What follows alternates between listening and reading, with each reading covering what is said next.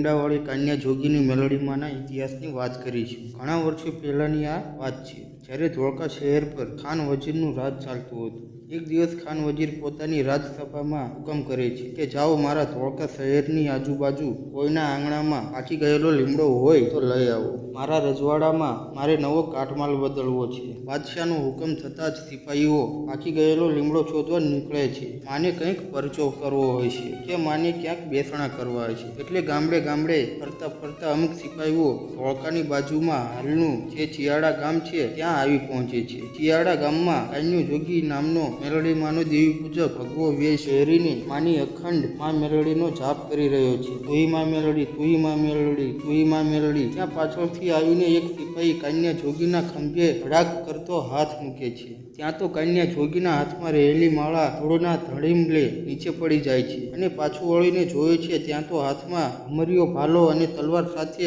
3 સિપાહીઓ ઊભા છે। કાન્યો જોગી પૂછે કે તમે કોણ છો અને ક્યાંથી આવો છો? સિપાહીઓ કહે છે, અમે ધોળકાના સિપાહીઓ છીએ। આ લીમડો કોનો છે? આ લીમડો મા મેલોડીનો છે। સિપાહીઓએ કહ્યું, તો સાંભળ કાન્યા, આ લીમડાની ડાળે જે પણ શ્રીફળ અને ચૂંદડી તે બાંધ્યા છે તે બધું ઉતારી લેજે, કેમ કે કાલે ધોળકામાંથી સિપાહીઓ આવીને આ લીમડો કાલે કાપી જશે। આમ કહી સિપાહીઓ જતા રહ્યા। હવે બન્યું એવું, કાન્યા જોગીને લીમડાની ચિંતામાં રાતે ઊંઘ નથી આવતી, એટલે રાત્રે 1 વાગ્યા ત્યારે ધૂપ દીપ કરીને મા મેલોડીને પોકારે છે। મા મેલોડીને બધી વાત કરે છે। મા મેલોડી કહે છે, કાલે સવારે ધોળકાના સિપાહીઓ આવીને જ્યારે લીમડો કાપવા જાય ત્યારે તું કંઈ બોલતો નહીં, પણ માંદાનો જૂનો માટીનો ઢગલામાંથી એક ખંડિત તાવો કે જેનો કાંઠો તૂટેલો હોય તેવો લઈ થોડેક દૂર ઊભો રહે છે। પછી સિપાહીઓ જ્યારે એક ઘા, બીજો ઘા અને ત્રીજો ઘા કરવા જાય ત્યારે લીમડાની સૌથી ઊંચી ડાળ પર નજર કરજે અને આ ખંડિત તાવો જમીન પર ઊંધો ઢાંકી દેજે। આ તાવો ઊંધો ઢાંકતા જ આખા લીમડાની સિપાહીઓ સાથે જમીનમાં ઉતારી ના દઉં તો હું તારી મેલોડી નહીં। કાન્યા, હવે બીજે દિવસે ધોળકાના સિપાહીઓ લીમડો કાપવા આવે છે। સિપાહીઓ કાપવાનું ચાલુ કરે છે અને મા મેલોડીએ કહ્યા પ્રમાણે કાન્યો થોડેક દૂર ખંડિત તાવો લઈને ઊભો રહ્યો છે। સિપાહીઓ એક ઘા, બીજો ઘા અને ત્રીજો ઘા કરે છે ત્યાં તો કાન્યા જોગી લીમડાની સૌથી ઊંચી ડાળ પર નજર કરી તાવો ઊંધો ઢાંકી દે છે। ત્યાં તો આખો લીમડો સૈનિકોને લઈને જમીનમાં ઉતરી જાય છે અને ત્યાં જમીન જ હોય એવું થઈ જાય છે। આ બધું જોઈ બીજા સિપાહીઓ ધોળકા તરફ ભાગવા લાગે છે અને કાન્યો જોગી માને સમરણ કરે છે કે આ સિપાહીઓ ધોળકા જઈને ખાન વજીરને વાત કરશે તો મને જેલમાં પૂરી દેશે। મા મેલોડી બોલ્યા, સાંભળ કાન્યા, ખાન વજીરને આવતા પહેલા આખો લીમડો પાછો ઊભો કરી દઉં તો હું તારી મેલોડી। આ બાજુ સિપાહીઓએ ખાન વજીરની વાત કરી કે કાન્યો જાદુગર લાગે છે, લીમડાની સિપાહીઓ સાથે આખો જમીનમાં ઉતારી દીધો। આ સાંભળી ખાન વજીર ભરી બંદૂકે કાન્યા જોગી પાસે આવે છે અને જોવે છે તો લીલોછમ લીમડો ઊભો હોય છે, કોઈને માન્યામાં નથી આવતું, એટલે કાન્યો જોગી કોઈ જાદુગર હોય એવું લાગે છે। ખાન વજીર એને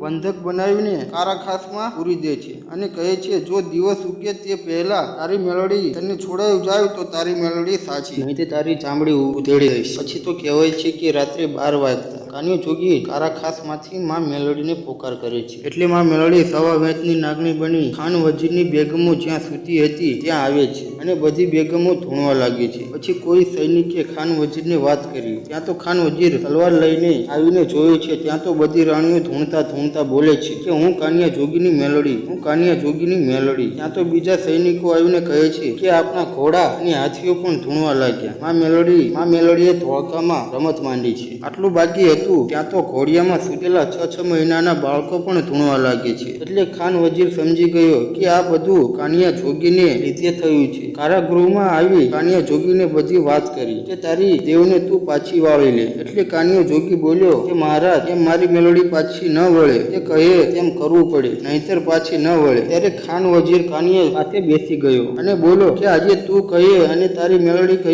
એમ કરવા તૈયાર છું, પણ આ ધૂણવાનું બંધ કરાવ। ત્યાં તો કાન્યા જોગીના કોઠીમાં મેલોડી આવીને બોલ્યા, હે ધોળકાના ધણી, જો બધાને ધૂણતા બંધ કરવા હોય ને તો મને મા મેલોડીને તારા ધોળકામાં બેસાડ। પછી તો ખાન વજીર મા મેલોડીને ધોળકામાં બેસાડે છે અને એના ધૂપદીપ અને ભક્તિ કરે છે। તો મિત્રો, આ હતો તોરણિયાના લીમડાવાળી મા મેલોડીનો ઇતિહાસ। મિત્રો, આવા જ ઇતિહાસો અને રોચક વાર્તાઓ જોવા માટે આજે જ અમારી ચેનલ મહાકાળી ડિજિટલને સબસ્ક્રાઇબ કરો।